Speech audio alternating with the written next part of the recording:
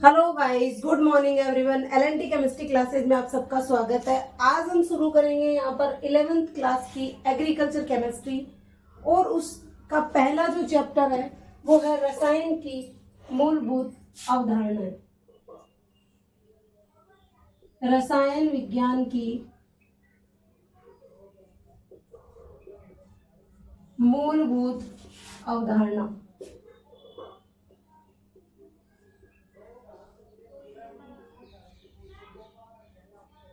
ठीक है, ये आपका है चैप्टर नंबर फर्स्ट।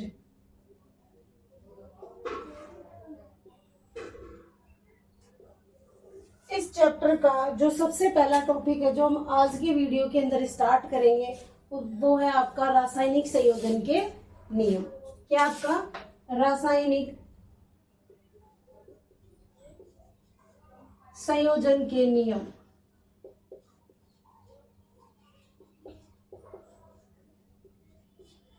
देखो, कोई भी रासायनिक अभिक्रिया होती है तो उस अभिक्रिया के होने में 5 नियम काम में आते हैं। ठीक है, यानी कि क्रियाकारक आपस में सहयोग करके उत्पाद बनाते हैं तो उनका सहयोग किस प्रकार से होगा ये डिपेंड करता है कुछ रूल्स के ऊपर, कुछ नियमों के ऊपर। उन नियमों को ही हम क्या कहते हैं? रासायनिक संयोजन के नियम। ये नियम जो है संख्या में कितने हैं? 5। कौन कौन से नियम है आपके?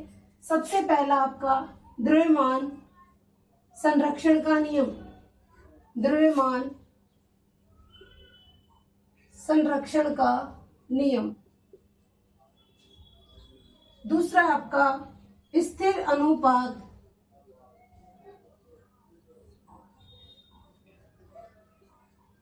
अथवा स्थिर संगठन का नियम। स्थिर अनुपात अथवा स्थिर संगठन का नियम। तीसरा आपका गुणित अनुपात का नियम। गुणित अनुपात का नियम। चौथा है आपका तुल्यता का नियम या व्युत्क्रम अनुपात का नियम। व्युत्क्रम अनुपात अथवा तुल्य अनुपात का नियम। तुल्य अनुपात का नियम।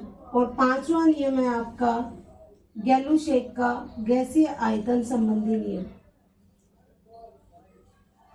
गैलुशेक का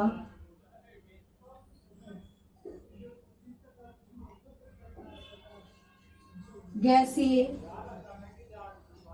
आयतन संबंधी नियम।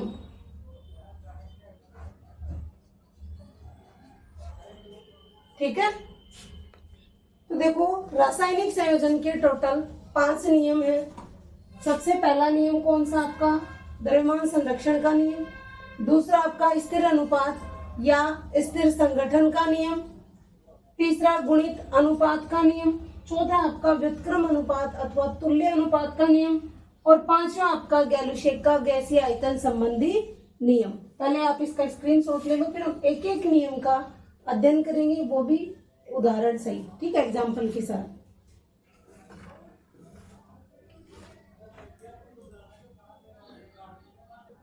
हाँ, तो आपने स्क्रीनशॉट ले लिया इसका।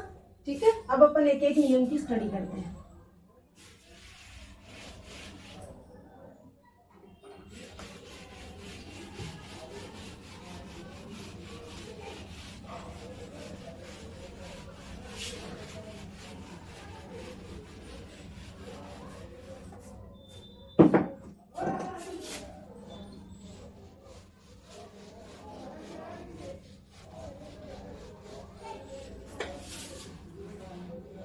सबसे पहले आता है आपका द्रव्यमान संरक्षण का नियम।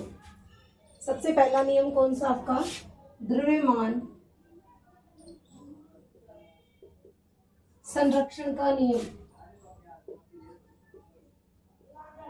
संरक्षण का नियम। देखो, ये जो नियम था लॉ ऑफ मास कंजर्वेशन, क्या बोलते हैं इसे? लॉ ऑफ मास कंजर्वेशन, ठीक है, लॉ ऑफ मास कंजर्वेशन। ये नियम जो है लाउसी के द्वारा दिया गया था। किसने दिया था ये नियम? लाउसी ने दिया था। कब दिया था? 1789 के अंदर दिया था। क्या कहा था लाउसी ने कि पदार्थ जो होता है द्रव्य, उसको ना तो नष्ट कर सकते हैं और ना ही उसका निर्माण कर सकते हैं। अर्थात पदार्थ क्या रहता है? अभिक्रिया के दौरान संरक्षित रहता है। ठीक है, अभिक्रिया के दौरान पदार्थ क्या रहता है? संरक्षित रहता है। तो इस नियम के अनुसार क्रिया कारकों का कुल द्रव्यमान अभिक्रिया के दौरान बनने वाले उत्पाद के कुल द्रव्यमान के क्या रहता है? बराबर। अर्थात ये नियम क्या कहता है कि द्रव्य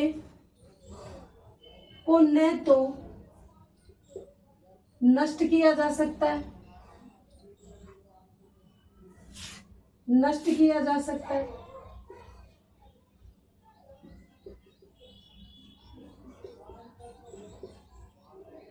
और न ही बनाया जा सकता है, अर्थात इसका मतलब क्या है? द्रव्य क्या रहेगा? विक्रिया के दौरान संरक्षित। तो इससे एक और बात निकल करके सामने आती है। वो क्या आती है आपकी कि क्रिया कारकों का कुल द्रव्यमान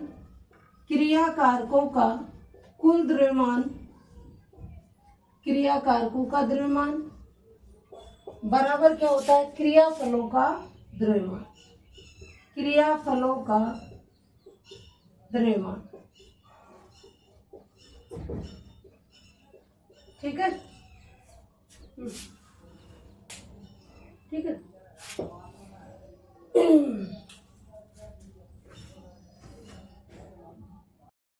हाँ, तो द्रव्यमान संरक्षण का नियम क्या है आपका कि क्या कहना है? ये द्रव्य को ना तो नष्ट किया जा सकता और ना ही उसे बनाया जा सकता। अर्थात अभिक्रिया के दौरान जो द्रव्य है वो क्या रहता है? संरक्षित रहता है। कि इस नियम के अनुसार क्रिया कारकों का कुल द्रव्यमान जो है वो बराबर होता है किसके? क्रियाफलों के कुल द्रव्यमान के। ठीक है, तो एक एग्जांपल के माध्यम से हम इस नियम को समझने की कोशिश करते हैं। आपको एक क्वेश्चन दिया गया कि आपको क्या दिया गया है? 100 ग्राम कैल्शियम कार्बोनेट को गर्म करने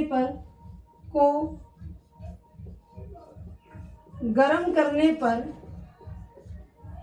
56 ग्राम कैल्शियम ऑक्साइड तथा 44 ग्राम CO2 प्राप्त होती है। ठीक है, CO2 प्राप्त होती है।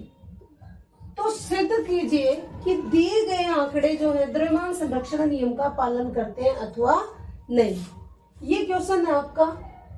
ये कह रहा है कि ये जो आंकड़े आपको दिए गए इस क्वेश्चन में, ये डेटा जो दिए गए, क्या ये इस नियम का पालन कर रहे हैं अथवा नहीं। तो हम चेक करेंगे कि यहाँ पर क्रिया कारकों का कुल द्रव्यमान क्या क्रियाफलों के कुल द्रव्यमान के बराबर है अथवा नहीं। तो देखो, सबसे पहले हम अभिक्रिया लिखते हैं इस क्वेश्चन के अनुसार। क्या है आपकी अभिक्रिया? कैल्शियम कार्बोनेट को आपने क्या किया? गरम करने पर आपको क्या क्या मिल रहा है? कैल्शियम का ऑक्साइड, और साथ में क्या मिल रही है? CO2। इसका वेट कितना दिया गया आपको? 100 ग्राम। ये कितना है? 100 ग्राम। कैल्शियम ऑक्साइड कितना है? 56 ग्राम। CO2 कितनी है? 44 ग्राम। अब इस नियम के अनुसार चेक करो, क्रिया कारकों का कुल द्रव्यमान कितना है? भाई क्रिया कारकों का कुल द्रव्यमान देखो तो कितना है? 100 ग्राम बराबर क्रियाफलों का कुल द्रव्यमान कितना हो जाएगा? क्रियाफल कौन है? कैल्शियम ऑक्साइड और CO2। तो देखो इधर 56 प्लस 44, ये भी 100 ग्राम और इन दोनों का टोटल भी क्या रहा है? 100 ग्राम। तो हम ये कह सकते हैं कि जो दिए गए डेटा है वो द्रव्यमान संरक्षण नियम का अनुपालन कर रहे हैं, अर्थात उसी के अनुसार है। अर्थात हम ये कह सकते हैं कि द्रव्यमान संरक्षण का नियम जो है यहाँ पर उसकी पूर्णतः पालना की जा रही है। तो द्रव्यमान संरक्षण का नियम अच्छे से समझ में आया आपके? एक बार मैं फिर से रिवाइज करवा देती हूँ कि जो द्रव्यमान संरक्षण का नियम है 1789 में लावोशिए के द्वारा दिया गया था। ये क्या कहता है कि द्रव्य को ना तो नष्ट कर सकते हैं और ना ही बना सकते हैं, किसमें, अब रासायनिक अभिक्रिया के दौरान, अर्थात जो पदार्थ है वो हमेशा क्या रहता है, संरक्षित रहता है। इस आधार पे हमने क्या कहा, एक और रूल निकाला इसी के आधार पे, यानी इस रूल को अपन और कैसे डिफाइन कर सकते हैं कि क्रिया कारकों का कुल द्रव्यमान जो है वो बराबर होगा क्रिया फलों के कुल द्रव्यमान के। बात समझ में आ रही है। फिर हमने एक एग्जाम्पल लिया, इस क्वेश्चन के माध्यम से हमने इसको समझने की कोशिश की और हमारे पास क्या है, क्रिया कारकों का कुल द्रव्यमान किसके बराबर आ रहा है, क्रिया फलों के कुल द्रव्यमान के। बात समझ में आई आपके। तो ये था आपका द्रव्यमान संरक्षण का नियम। इसका भी आप एक बार स्क्रीनशॉट ले लो। फिर हम सेकंड नियम लेते हैं, स्थिर अनुपात अथवा स्थिर संगठन का नियम।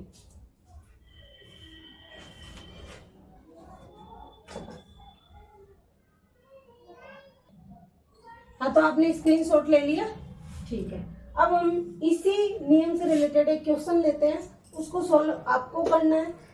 इसी एग्जाम्पल की तरह ही आपको उस क्वेश्चन को सोल्व करना है और फिर उसका आंसर जो आप कमेंट बॉक्स में लिखकर जरूर भेजना। और आपको नहीं आता है तो आप जो है ये भी लिख कर के भेजना कि हमें ये क्वेश्चन नहीं आ रहा, तो मैं उसका सॉल्यूशन भी आपको जो कमेंट में लिख करके भेजूंगी।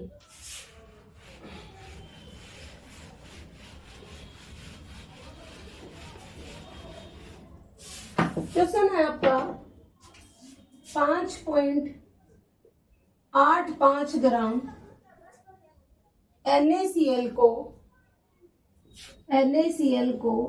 कितने ग्राम AgNO3 के साथ मिलाया जाए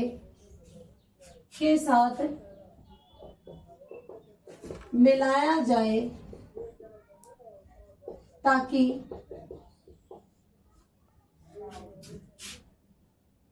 8.5 ग्राम NaNO2 तथा 14.35 ग्राम AgCl प्राप्त हो सके। क्वेश्चन समझ में आ रहा है। 5.8 ग्राम NaCl को कितने ग्राम AgNO3 के साथ मिलाया जाए ताकि आपको 8.5 ग्राम NaNO2 और 14.35 ग्राम AgCl प्राप्त हो सके। ठीक है, इसका थोड़ा सा हिंट दे देती हूँ, क्वेश्चन को सोल्व कैसे करोगे आप। तो वो देखो आप कि अभिक्रिया बता देती हूँ आपको, क्या क्या ले रहे हैं अपन, NaCl, उसकी क्रिया किससे करवा रहे हैं, AgNO3 से। और क्या क्या मिलेगा आपको, AgCl और साथ में क्या मिलेगा, NaNO2। ठीक है, अब देखो इधर NaCl का वेट आपको दे रखा है, कितना दे रखा है, 5.85 ग्राम। AgNO3 की वैल्यू जो दे रखी है आपको, कितनी वैल्यू पूछ रहा है ये, x ग्राम। AgCl की वैल्यू कितने दे रखी है आपको, 14.35 ग्राम। और NaNO2 की वैल्यू कितने दे रखी है, 8.5 ग्राम। अब आपके पास तीन वैल्यू तो दे रखी है, यानी क्रियाफल जितने भी है उन सबका भार दे रखा है, उन सबका द्रव्यमान दे रखा है। क्रिया कारक दो हैं जिसमें एक का द्रव्यमान दे रखा है, दूसरे का पूछा है। तो द्रव्यमान संरक्षण के नियम के अनुसार क्रिया कारकों का कुल द्रव्यमान बराबर होता है क्रियाफल के कुल द्रव्यमान के। उसके आधार पर जो है इसको सोल्व करना और सोल्व करके इसका आंसर जो है आप कमेंट में जरूर लिख कर भेजना। ठीक है, तो एक बार इसका क्वेश्चन का स्क्रीनशॉट ले लो ताकि अब हम स्थिर अनुपात और स्थिर संगठन के नियम का स्टार्ट करते हैं।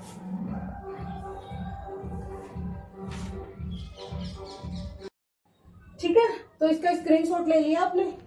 ठीक, अब अपन नेक्स्ट नियम लेते हैं, स्थिर अनुपात अर्थात स्थिर संगठन का नियम। दूसरा नियम कौन सा आपका, स्थिर अनुपात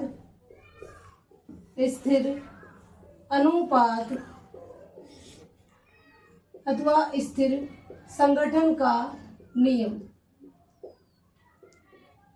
संगठन का नियम, ठीक है। Law of constant proportion and law of constant composition, ठीक है। क्या बोलते हैं इसे? लॉ ऑफ कांस्टेंट प्रोपोर्शन, अथवा क्या बोलोगे आप, कांस्टेंट कंपोजिशन।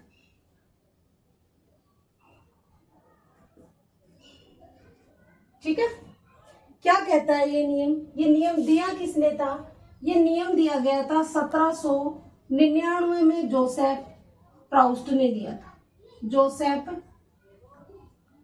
प्राउस्ट के द्वारा ये 1799 में दिया गया था। ये नियम ये कहता है कि आप एक शुद्ध यौगिक ले लो, कोई भी प्योर कंपाउंड, उसका एक सैंपल लिया आपने, उस सैंपल को आप चाहे किसी भी विधि से प्राप्त करो या किसी भी सोर्स से प्राप्त करो, उसके अंदर जो तत्व उपस्थित है उस पदार्थ के अंदर, उनके द्रव्यमानों का अनुपात हमेशा क्या रहता है? स्थिर। देखो, इसको एक एग्जाम्पल के माध्यम से समझने की कोशिश करते। पहले मैं एग्जाम्पल लेते हैं, फिर इस रूल को पढ़ेंगे। आपने क्या किया? H2 है, इसको एक बार आपने तालाब से लिया H2, एक बार आपने नदी का जल ले लिया, आपने बारिश का पानी ले लिया, नल का पानी ले लिया, यानी अलग अलग जगह से आपने क्या लिया? H2, ठीक है।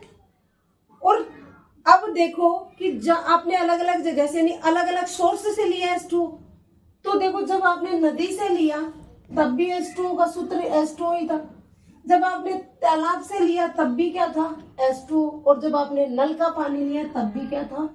H2। उस कंडीशन में यानी कि नदी जल, समुद्री जल, नल का जल और वर्षा जल, 4 तरीके से आपने जल को प्राप्त किया। इन चारों ही कंडीशन में जल का सूत्र क्या था? H2, ठीक है। तो हमने क्या देखा कि जो H2 है उसमें हाइड्रोजन और ऑक्सीजन 2 ही तत्व उपस्थित है, चाहे किसी भी सोर्स से लिया हो आपने, हाइड्रोजन और ऑक्सीजन, इन दोनों का अनुपात क्या है? इनके द्रव्यमानों का अनुपात क्या है? 2:16, अर्थात 1:8 होगा। अब इस उदाहरण के माध्यम से नियम को समझते हैं। नियम क्या कहता है कि किसी शुद्ध यौगिक हमने क्या लिया? जल, उसके एक नमूने को, सैंपल लिया हमने, किसी भी विधि या स्रोत यानी सोर्स से हमने प्राप्त कर लिया, उस नमूने में उपस्थित तत्वों के द्रव्यमानों का अनुपात हमेशा क्या आता है? स्थिर। या ये कहूं कि उस यौगिक का जो रासायनिक संगठन है वो हमेशा क्या आएगा? स्थिर। इसी को हम क्या कहते हैं? स्थिर अनुपात, अर्थात स्थिर संगठन का नियम। हमने इस उदाहरण के माध्यम से इस नियम को समझा भी। अभी हम एक और एग्जाम्पल लेंगे, उसके माध्यम से आपको ये नियम अच्छे से समझ में आ जाएगा। तो स्थिर अनुपात और स्थिर संगठन का नियम दिया किसने था? 1799 में जोसेफ प्राउस्ट के द्वारा दिया गया था, ठीक है।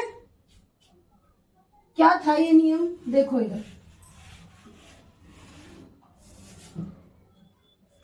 शुद्ध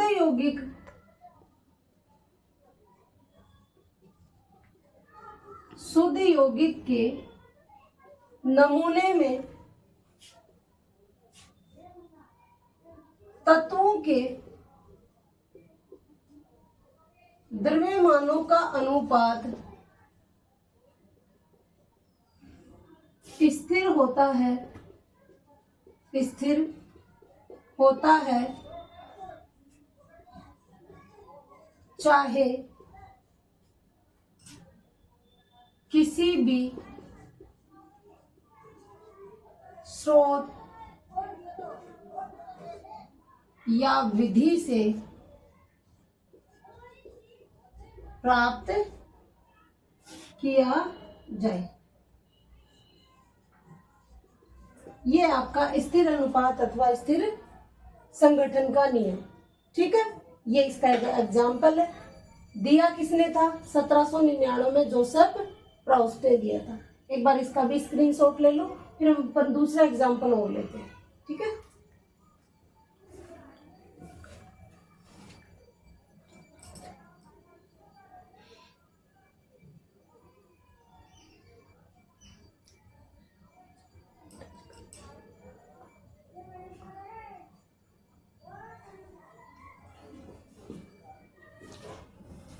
हाँ, तो आपने स्क्रीनशॉट ले लिया, ठीक है। अब हम अपन दूसरा एग्जांपल लेते हैं। देखो इधर हमने क्या किया कि CO2 ली, एक शुद्ध यौगिक क्या लिया हमने, CO2, और उस CO2 के, ठीक है, तो अब हम क्या करते हैं, CO2 एक शुद्ध यौगिक के रूप में क्या लेते हैं हम, CO2।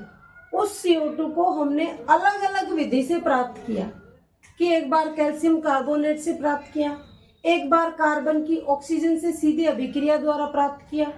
तो उन अलग अलग विधियों से प्राप्त CO2 में भी देखेंगे क्या उसमें उपस्थित तत्व किसी भी विधि से प्राप्त किया, क्या उन सब में तत्व समान है, क्या उनके द्रव्यमानों का अनुपात भी समान है, तब तो वो स्थिर अनुपात नियम का पालन करेगा अथवा नहीं।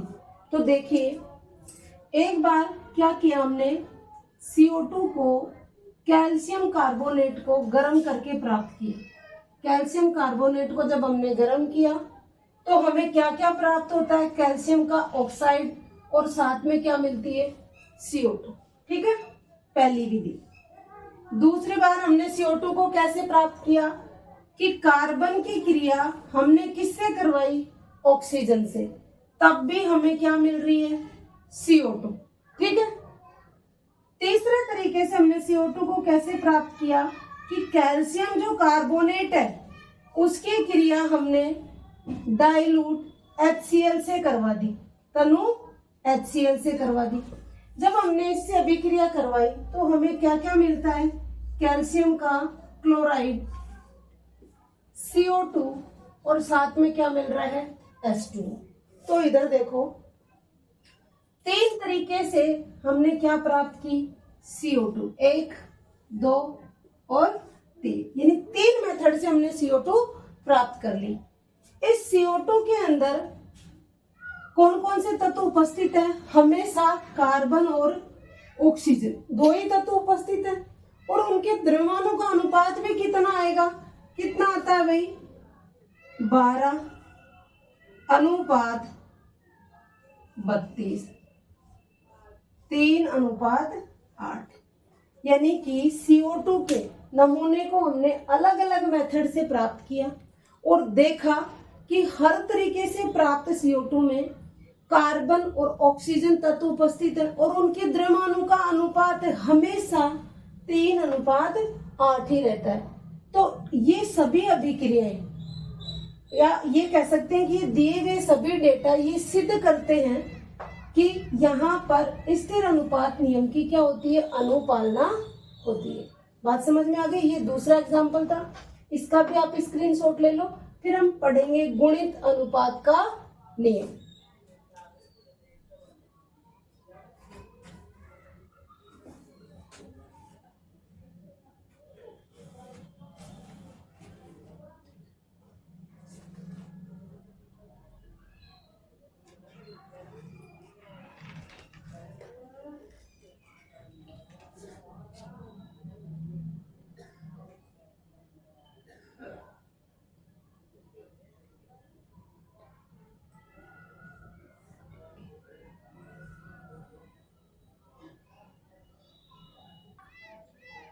ठीक है, ले लिए स्क्रीनशॉट। ठीक है, अब अपन लेते हैं थर्ड लो।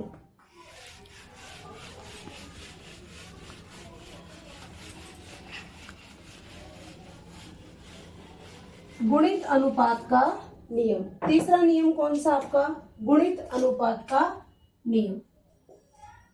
गुणित अनुपात का नियम, law of multiple proportion, multiple portion. ठीक है, ये आपका गुणित अनुपात का नियम। ये नियम क्या कहता है, किसने दिया था ये नियम? ये नियम दिया गया था 1803 में डाल्टन के द्वारा। किसने दिया था? 1803 में दिया था।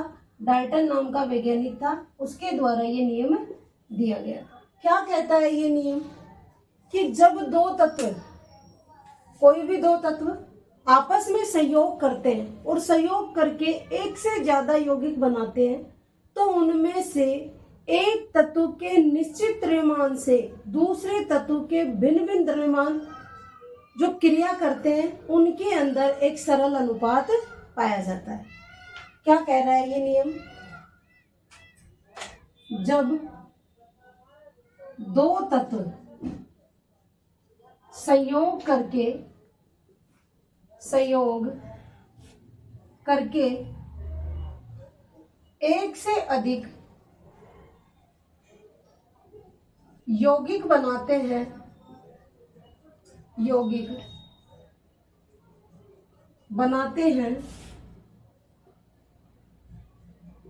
तो एक तत्व के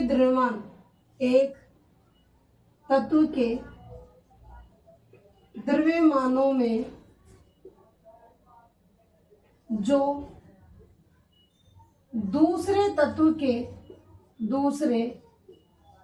के निश्चित द्रव्यमान से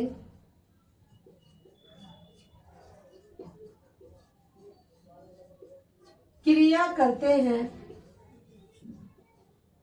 में एक सरल अनुपात पाया जाता है। सरल अनुपात पाया जाता है।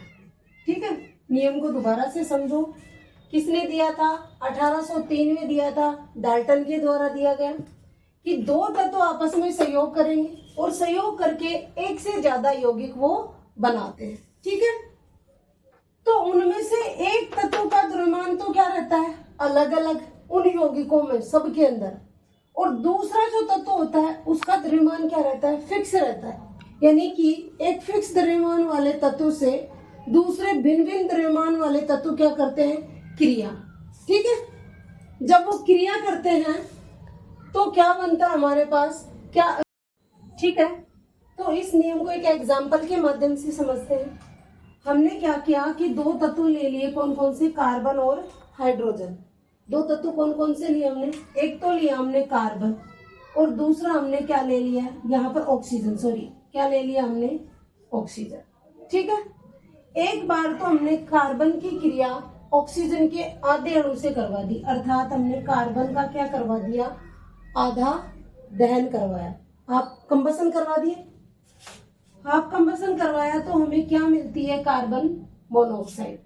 दूसरी बार हमने क्या किया कि कार्बन का हमने पूर्ण दहन करवा दिया, कंप्लीट कंबसन करवा दिया, O2 से क्रिया करवाई, तो हमें क्या प्राप्त होता है? CO। ठीक है, यानी कि इस नियम को समझो। दो तत्व, तो दो कौन कौन से हैं? कार्बन और ऑक्सीजन। संयोग करके एक से ज्यादा यौगिक बना रहे एक से ज्यादा। एक बार CO बन रहा है, दूसरी बार में क्या बन रहा है? CO2। एक तत्व के द्रव्यमानों में जो दूसरे तत्व के निश्चित द्रव्यमान से क्या करते हैं? क्रिया। अब इधर देखो आप, यहाँ पर कार्बन का द्रव्यमान कितना है? 12 ग्राम। इस कार्बन का भी कितना है? 12 ग्राम। इस O2 का द्रव्यमान कितना है यहाँ पर? 16 ग्राम। हाफ O2 है ना, इसका कितना है? 32 ग्राम।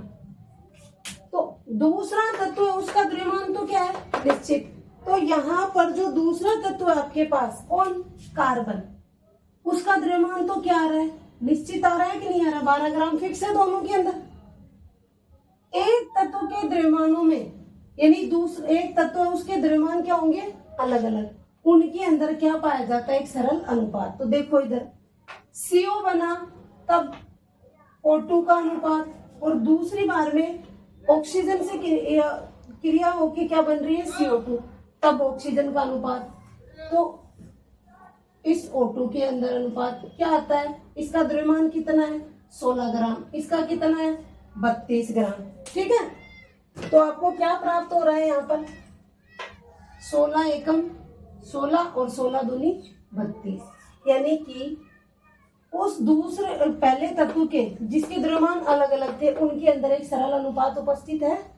ठीक है, इसका मतलब है कि ये डेटा जो थे दिए गए थे वो किस नियम की अनुपालना कर रहे हैं, यानी किसको सिद्ध कर रहे हैं कि ये जो अभिक्रियाएं हुई हैं या ये जो डेटा है वो गुणित अनुपात के नियम को सिद्ध करते हैं, या ये कहूं कि इन अभिक्रियाओं के अंदर गुणित अनुपात के नियम की अनुपालना हो रही है। ठीक है, अभी अपन एक और एग्जांपल लेंगे इस नियम को समझने के लिए। उससे पहले जो आप इसका स्क्रीनशॉट ले लीजिए।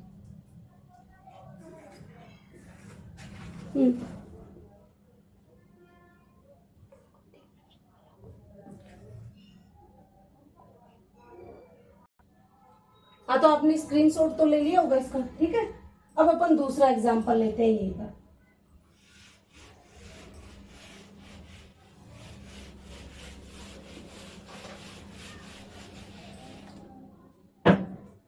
कि हाइड्रोजन और ऑक्सीजन संयोग करके क्या बनाते हैं, H2। इसका निर्माण करते हैं H2 का। यहाँ पर क्या होगा, आधा अणु ऑक्सीजन। दूसरी बार हमने क्या किया, H2 प्लस O2 अभिक्रिया करके क्या बनाते हैं, हाइड्रोजन और ऑक्साइड, H2O2 बनाते हैं। अब देखो, क्या ये दो जो अभिक्रियाएं दी गई हैं, ये जो डेटा आपको दिया गया है, क्या ये द्रव्यमान संरक्षण के नियम की पालना कर रहे हैं अथवा नहीं। देखो इधर, यहाँ पर जो हाइड्रोजन है उसका भार कितना है, 2 ग्राम। कितना है, 2 ग्राम। इस ऑक्सीजन का भार कितना है, 16 ग्राम। यहाँ पर हाइड्रोजन का भार कितना है, 2 ग्राम। इस ऑक्सीजन का भार कितना है, 32 ग्राम। ठीक है, नियम क्या था कि दो तत्व, कोई भी दो तत्व संयोग करके जब एक से ज्यादा यौगिक बना, एक से ज्यादा प्रकार के यौगिक बना रहे, तो उनमें एक तत्व का द्रव्यमान तो क्या रहता है, निश्चित।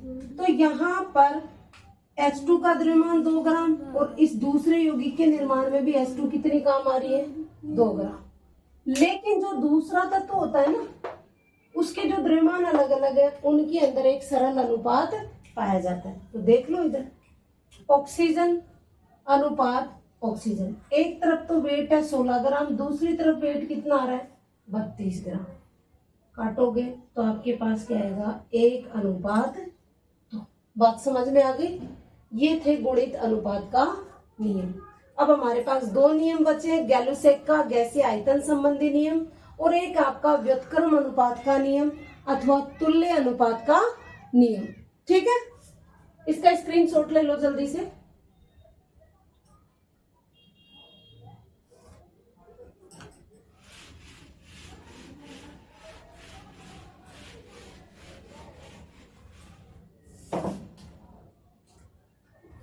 गैलुसेक का गैसीय आयतन संबंधी नियम। नेक्स्ट नियम क्या आपका, गैलुसेक का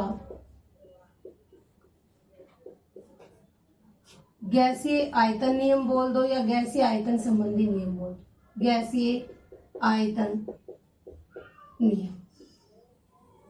ठीक है, किसने दिया था ये, खुद गैलुसेक ने ही दिया था।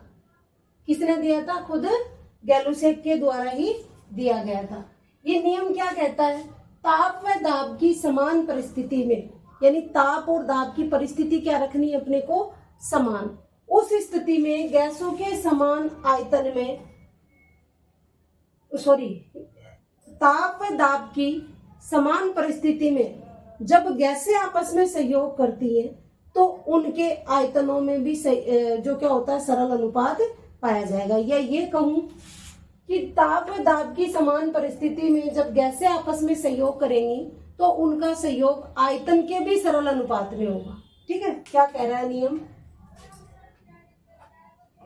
ताप व दाब की समान परिस्थिति में, समान परिस्थिति में जब गैसें आपस में संयोग करती हैं तो उनका संयोग आयतन के सरल अनुपात में होगा, आयतन के सरल अनुपात में होगा। एक एग्जाम्पल लेते हैं, उससे इसको समझने की कोशिश करते हैं। हमने क्या किया, हमने देखा कि 1 मोल H2 और Cl2 क्रिया करके हमें क्या देते हैं, 2HCl। क्या देते हैं, 2HCl बन गया। तो गैलुसेक का गैसीय आयतन नियम क्या कहता है, किसने दिया था, खुद गैलुसेक ने दिया था। क्या कह रहा है कि अगर ताप और दाब की परिस्थिति समान रखी जाए तो उस कंडीशन के अंदर गैसों के समान जो गैसें सहयोग करेंगी, गैसें आपस में सहयोग, दोनों ही गैस है, हाइड्रोजन भी गैस है। और ध्यान रखना ये जो नियम था केवल गैस के लिए ही था। किसके लिए था, गैस के लिए। गैसें सहयोग करेंगी तो उनका सहयोग आयतन के भी सरल अनुपात में होगा। कैसे, अगर ये एक आयतन है तो ये भी कितना है, एक आयतन, बनेगा कितना HCl का, 2 आयतन। ठीक है, तो H2 अनुपात Cl2 अनुपात HCl। ठीक है, इन दोनों तीनों के बीच में रेशियो कितना आ रहा है, 1 अनुपात 1 अनुपात 2। तो देखो गैसें आपस में सहयोग कर रही थी तो उनका सहयोग आयतन के भी सरल अनुपात, अर्थात इनके आयतनों में भी एक सरल अनुपात पाया जा रहा है। ठीक है, तो ये था आपका गैलुसेक का गैसीय आयतन संबंधी नियम। इसको आप स्क्रीनशॉट ले लो इसका भी। फिर अपन नेक्स्ट रूल पढ़ेंगे यहाँ पर, कौन सा, व्युत्क्रम अनुपात अथवा तुल्य अनुपात का नियम।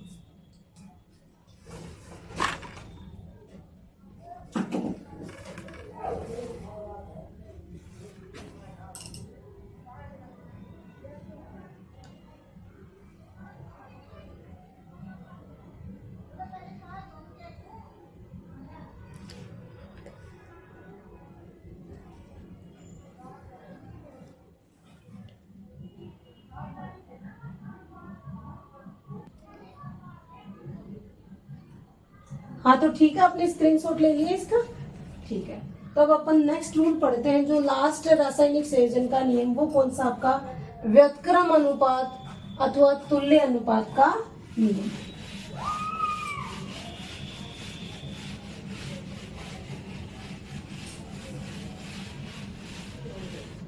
पांचवा और सबसे लास्ट नियम कौन सा आपका, व्युत्क्रम अनुपात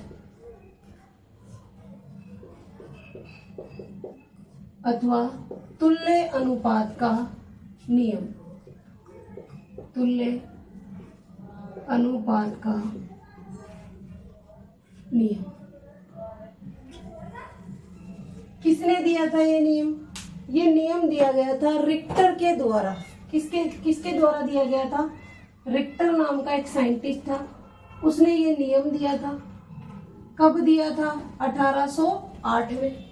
लेकिन इसके बाद में इस पर काम किसने किया था, बर्जीलियस ने किया था। किसने किया था, बर्जीलियस ने।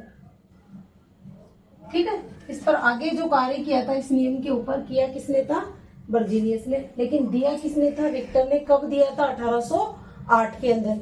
क्या कहता है ये नियम, ये नियम समझाऊं उससे पहले आप एक एग्जाम्पल लो, क्योंकि ये पांचों नियमों में सबसे कठिन पड़ता है। तो इस नियम को समझने से पहले हम एक एग्जाम्पल लेंगे, उसके माध्यम से नियम को लिखेंगे। देखो, आपके पास एक तत्व है ऑक्सीजन, और इससे कहा गया कि 2 तत्व हैं कार्बन और सल्फर, इन दोनों से तुम्हें मिलना है।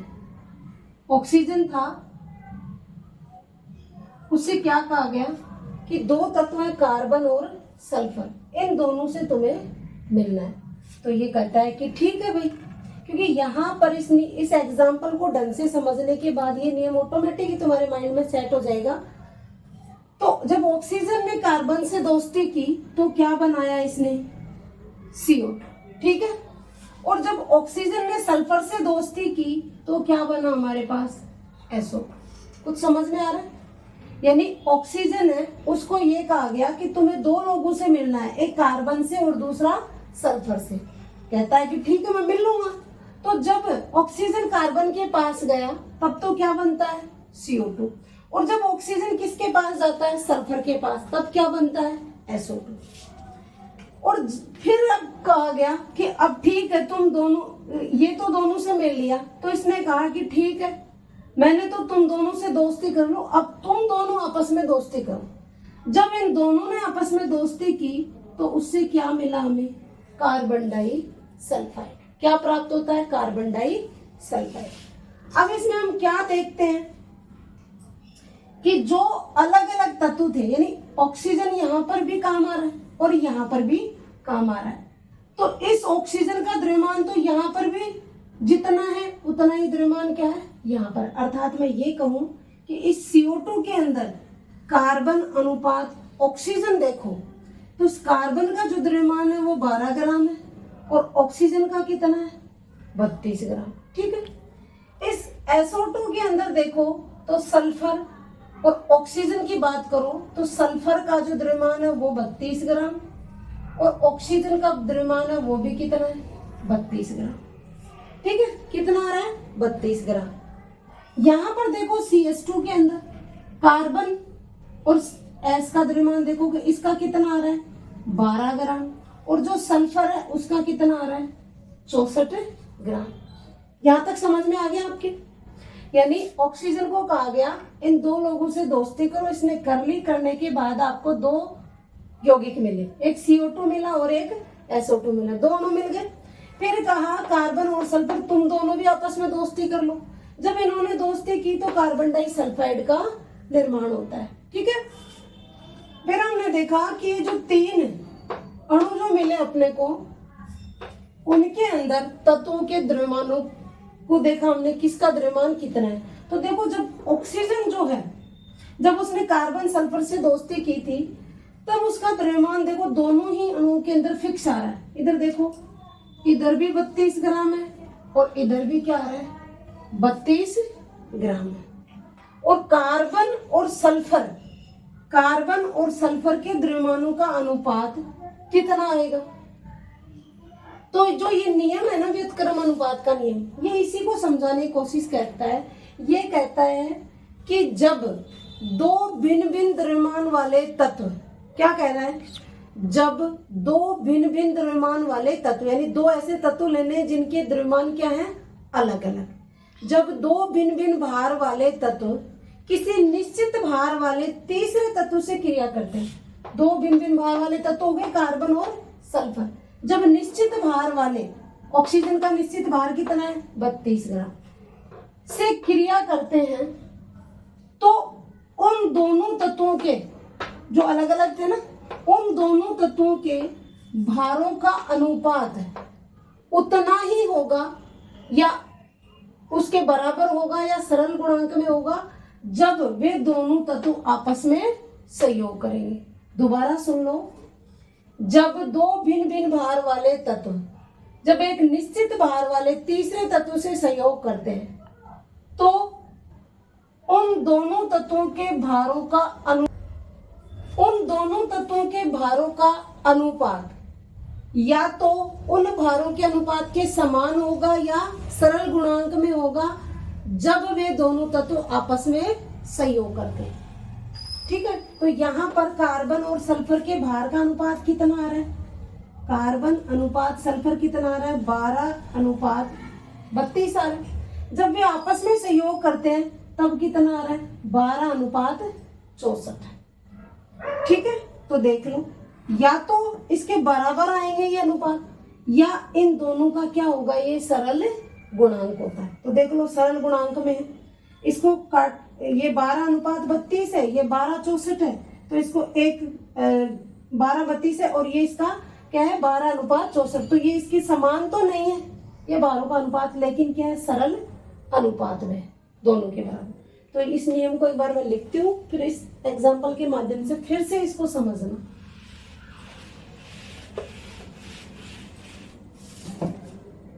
जब दो भिन्न भिन्न भार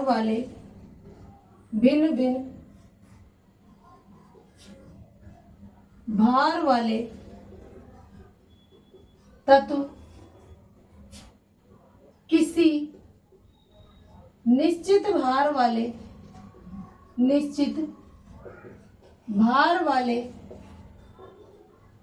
तीसरे तत्व से संयोग करते हैं तो उनके भारों का अनुपात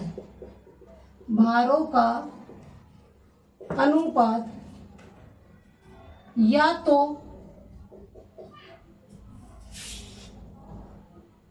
उन भारों के अनुपात के समान होगा अथवा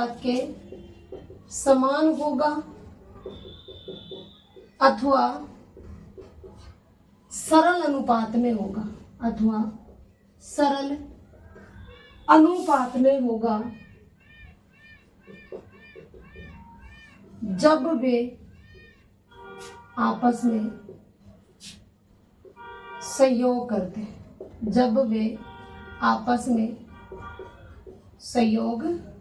हैं। बात समझ में आ रही है आपके कि जब दो भिन्न भिन्न भार वाले तत्व कार्बन और सल्फर एग्जाम्पल ले रहे हैं, किसी निश्चित भार वाले तीसरे तत्व से, निश्चित भार किसका है? ऑक्सीजन का, संयोग करेंगे तो CO2 और SO2 बना। उस कंडीशन में उनके भारों का अनुपात, अर्थात यहाँ पर इसका तो फिक्स है ही ऑक्सीजन का, तो कार्बन का और सल्फर के भारों का अनुपात या तो उन भारों के अनुपात के समान होगा अथवा सरल अनुपात में होगा जब वे आपस में सहयोग करते हैं। जब कार्बन और सल्फर आपस में सहयोग करेंगे तो इनके भारों का जो अनुपात है उस अनुपात के या तो ये अनुपात बराबर होगा, उसके जैसा होगा, या इसका क्या होगा? एक सरल अनुपात होगा। इसी को हम क्या कहते हैं? व्युत्क्रम अनुपात अर्थात तुल्य अनुपात का नियम। ठीक है, एक बार इसका स्क्रीनशॉट ले लो। मैं इस नियम को फिर से दूसरे एग्जाम्पल के माध्यम से और समझाने की कोशिश करती हूँ, फिर आज हमारे रासायनिक संयोजन के नियम क्या हो जाएंगे? कंप्लीट हो जाएंगे। फटाफट स्क्रीनशॉट लो।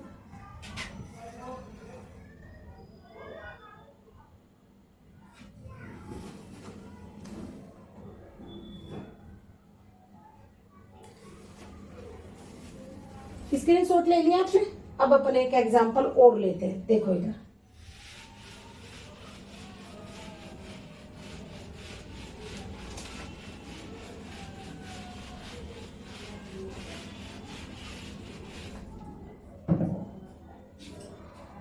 क्या किया गया कि एक तत्व लिया सल्फर और इससे कहा गया कि तू एक बार तो ऑक्सीजन से दोस्ती कर और दूसरी बार इससे कहा गया तू किससे दोस्ती कर? हाइड्रोजन से। तो इसने कहा ठीक है मैं कर लूंगा। जब इसने ऑक्सीजन से दोस्ती की तो किसका निर्माण हुआ? SO2 का। ठीक है, जब सल्फर ने हाइड्रोजन से दोस्ती की तब किसका निर्माण हुआ? H2S का। फिर इसने कहा कि मुझसे जैसा कहा गया था मैंने दोनों से दोस्ती कर ली। अब इसने कहा कि ऑक्सीजन और हाइड्रोजन तुम दोनों सुनो भाई, तुम भी एक दूसरे के साथ क्या करो? फ्रेंडशिप कर लो, दोस्ती कर लो। ये कहते हैं भाई ठीक हम भी कर लेंगे। जब इन दोनों ने दोस्ती की तो किसका निर्माण होता है? H2O का। यहां तक समझ में आ गया होगा सबके। अब अगर SO2 की बात करते हैं तो यहाँ पर सल्फर और ऑक्सीजन इन दोनों का जो द्रव्यमान देखें अगर, तो सल्फर का कितना है? 32 और ऑक्सीजन का भी कितना है यहाँ पर? 32। भाई 16 होता है एक ऑक्सीजन का, 2 हो गए तो 32 हो गया। इधर लो, हाइड्रोजन और सल्फर, इसका 2 है और इसका कितना है? 32 है। ये नियम क्या कह रहा है? जब दो भिन्न भिन्न भार वाले तत्व, किसी निश्चित भार किसका है? सल्फर का। भिन्न भिन्न भार वाले कौन है? ऑक्सीजन और हाइड्रोजन। ठीक है, संयोग करेंगे तो उनके भारों का अनुपात है किसका? भाई ऑक्सीजन तो फिक्स है, यहाँ पर सल्फर तो फिक्स है ही अपने पास है, तो सल्फर को तो छोड़ दो। अब बच गया कौन? हाइड्रोजन और ऑक्सीजन, यानी कि H अनुपात ऑक्सीजन। हाइड्रोजन के ऑक्सीजन का भार का अनुपात कितना आ गया? 2 अनुपात 32 आ गया। काटोगे तो कितना आएगा? 1 अनुपात 16। यहां तक समझ में आ गया सबके? ठीक है, ये किसके बराबर होगा? जब ये दोनों आपस में संयोग करेंगे तो इन दोनों के जो भारों का अनुपात होगा या तो उसके समान होगा या उसका सरल अनुपात होगा। कैसे? देखो इधर H अनुपात ऑक्सीजन, इधर हाइड्रोजन कितना है 2, ऑक्सीजन का कितना है 16। ठीक है, सॉरी एक मिनट, हाइड्रोजन और ऑक्सीजन का यहाँ पर कितना है 32। ठीक है, 2 और 16। ठीक है, काटोगे तो कितना आएगा 1 अनुपात 8। तो देख लो ये भी इसका क्या आ रहा है सरल अनुपात। तो दोनों एग्जाम्पल को ध्यान से समझना, पहले एग्जाम्पल समझना फिर नियम पे ध्यान देना। अगर डायरेक्ट नियम को याद करने की कोशिश करोगे तो समझ में नहीं आएगा। पहले एग्जाम्पल जो बताए उसको देखना और उसके माध्यम से फिर नियम को याद करना। ठीक है, मैंने अपनी तरफ से आपको समझाने की पूरी कोशिश की है। फिर भी अगर नहीं समझ में आता तो जो अपना नेक्स्ट वीडियो आएगा उसमें आप कमेंट में लिख के भेज देना, ताकि मैं नेक्स्ट वीडियो में इसको फिर से रिवाइज कर दूं आपको। ठीक है, तो आज अपन ने रासायनिक संयोजन के 5 नियम पढ़े। कौन कौन से पढ़े?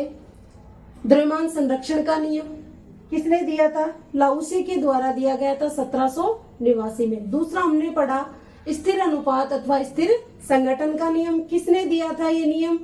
जोसेफ प्राउस्ट ने दिया था 1799 में। तीसरा हमने पढ़ा गुणित अनुपात का नियम, जो डाल्टन के द्वारा 1803 में दिया था। चौथा हमने पढ़ा गैलुसेक का गैसीय आयतन संबंधी नियम, जो कब दिया गया था? उसके द्वारा 1811 में दिया गया था। और लास्ट नियम था हमारा व्युत्क्रम अनुपात अथवा तुल्य अनुपात का नियम, जो किसके द्वारा दिया गया था? ये नियम रिक्टर के द्वारा दिया गया था 1808 के अंदर। और इसको आगे बढ़ाया किसने था? समझाया किसने, मतलब इसके ऊपर काम किसने किया था? बर्जीलियस नाम के वैज्ञानिक ने किया था। तो ये थे हमारे 5 रासायनिक संयोजन के नियम। वीडियो आपने अपना अच्छा समय, बहुमूल्य समय दिया, उसके लिए आपको धन्यवाद। वीडियो अगर आपको अच्छी लगे तो उसे लाइक कीजिए, ज्यादा से ज्यादा लोगों को इसका फायदा मिले इसके लिए वीडियो को शेयर भी कीजिए, चैनल को सब्सक्राइब कीजिए और सबसे पहले आने वाली नेक्स्ट वीडियो की नोटिफिकेशन आप ही को सबसे पहले आपके पास पहुंचे, उसके लिए साथ में एक बेल आइकन का बटन है, उसको प्रेस कीजिए। ठीक है, और बार बार वीडियो को देख के और इन नियम्स को मतलब समझने की कोशिश करना, अच्छे से समझ में आ जाएंगे। और एक बार वीडियो को पूरा देखोगे तभी आप ये कहने लगोगे कि ये नियम तो कुछ भी नहीं है हमारे लिए। ठीक है, तो पढ़ते रहो, लगे रहो और तब तक के लिए धन्यवाद। ठीक है।